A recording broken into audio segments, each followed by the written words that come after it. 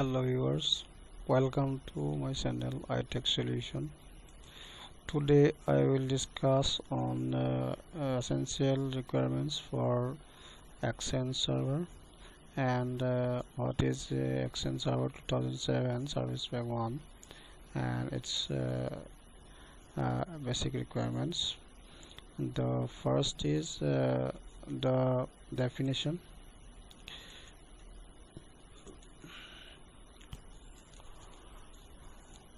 And that is welcome to my channel.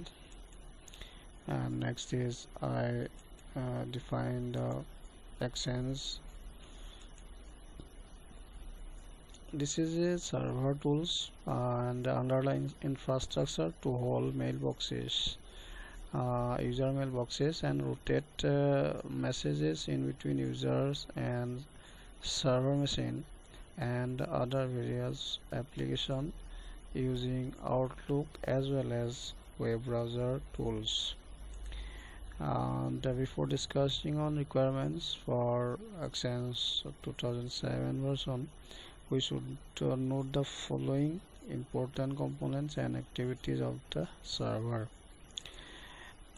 These are the server computer will be a configured domain controller, that is Active Directory Services will be working, and the DNS is configured. The next thing is the server have at least service pack 1 for minimum of server 2003 OS. It may be enterprise edition or it may be standard edition, but it should be service pack 1.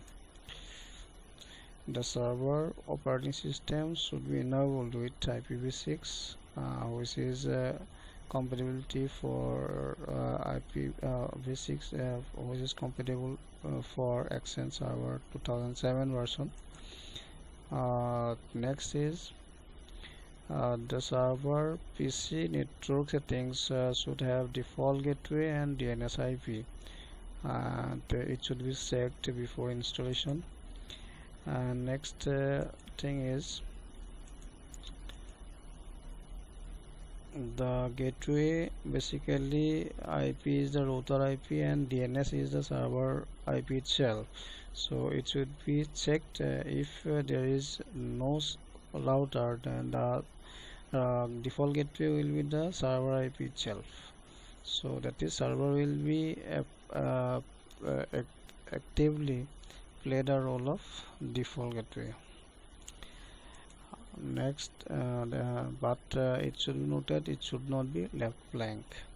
The server machine should be configured as the IIS server, and role is also as IIS server role.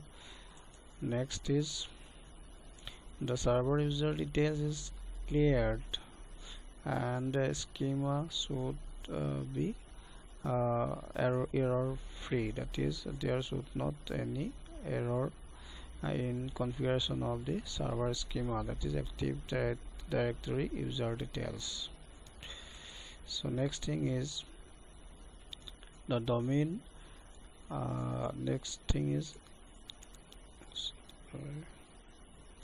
the domain functional level should be raised to Windows Server 2000 or 2003 native, that is it will be available in the admin tools and domain trust and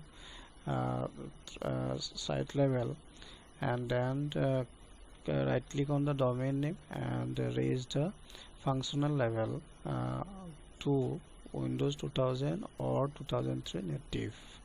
It is essential part of Exchange 2007. Next is requirements. The hardware requirements. It is the server is a machine, full-fledged server machine.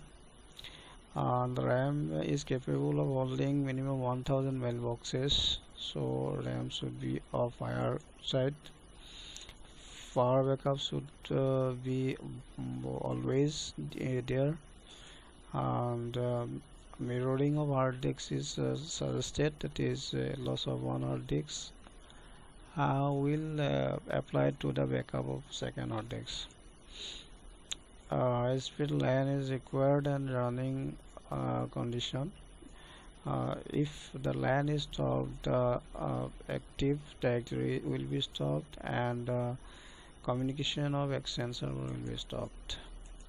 So software requirements are as under: the server 2003 service pack 1 or 2 is recommended, and .NET framework is of above advanced patches installed. .NET should be advanced. Microsoft Management Console is 2.0 or more. Windows PowerShell is 3.0 or more, and it will be installed updated version. Run Exchange Server 2007 Service Pack 1 after installing above patches, and the setup should have a full version of the Exchange Server. And after installation of this, there may be error for roles installation, that is hub transport, mailbox role, and client access. So it should be checked for event viewer and the log file for PowerShell, and clear the PowerShell if any error occurred, and then reinstall the Exchange Server 2007. It will be installed completely, and after finishing this installation, restart the server machine. So start the activities of Exchange Server after all the services is on, or that is started. The command is services.msc. Then services will be checked for MS Exchange Server. At least 16 services are there for Exchange servers. So next is on recipient configuration menu. We should start the Exchange as console from the start and program menu. And on console of Exchange, there will be 3 configurations: server and organization and recipient configuration. Then recipient configuration menu, click new mailbox and select user mailbox, and then existing choose the existing users, and then select next, and the directory users are there, and select the user and click on next and click on new. Then the user is configured with Exchange mailboxes and is authorized to hold messages for the user. So next, that is the user is ready to accept messages and connect to the client machine appropriately.